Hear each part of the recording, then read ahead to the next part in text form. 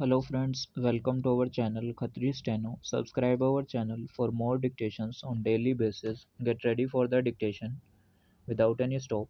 The profit and loss account of a company is normally divided into two sections, namely the trading account, which is designed to show the gross profit arising from the purchase and the sale of goods, and the profit and loss account, which shows the final net profit after all expenses of running the business and selling the goods have been deducted.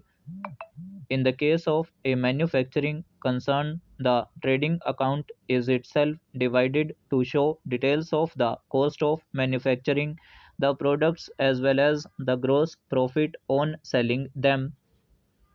The balance sheet sets out the liabilities, assets, and the interests of the proprietors at the close of the accounting period and disclose the financial state of affairs at that date. It must be remembered that the balance sheet is not an account but a statement of the balances in the books. It cannot be said that the balance sheet is a statement of assets and liabilities only because some of the debit balances may not represent assets in the ordinary sense of the word but may take the form of losses not written off, expenses carried forward, etc. On the other hand, credit balances may be included which are not liabilities but represent part of the interest of the proprietors in the net assets of the business, for example, an accumulated balance of profit carried forward, etc. Neither is the balance sheet a statement of values since the amounts at which certain assets appear in the balance sheet may be remote from their market values at the date on which the balance sheet is drawn up.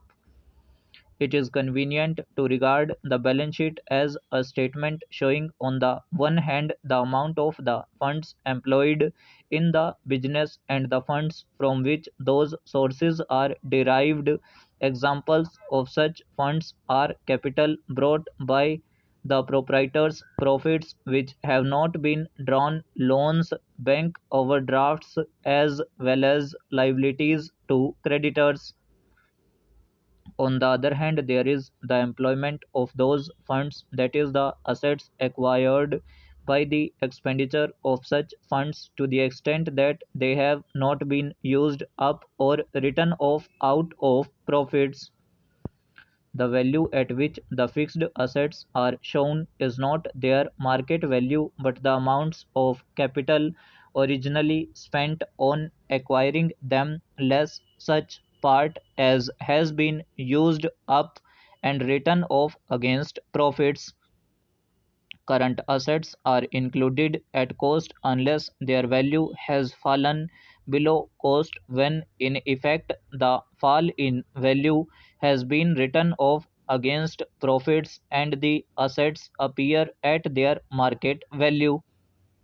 In commercial balance sheet, it is usual to show that the assets in the order of reliability, starting with the fixed assets and ending with cash. In other cases, such as banks, the reverse order is adopted, whilst in some businesses, for example, insurance companies, a different order is adopted so as to emphasize the liquidity of the company's funds. It is desirable to group the assets and liabilities under suitable headings, separate totals being given for each group. Many of these requirements in a more detailed form are necessary by law in the case of limited companies. Sole traders and partnerships are under no such legal obligation, but it is desirable for the accounts to give as much information as possible.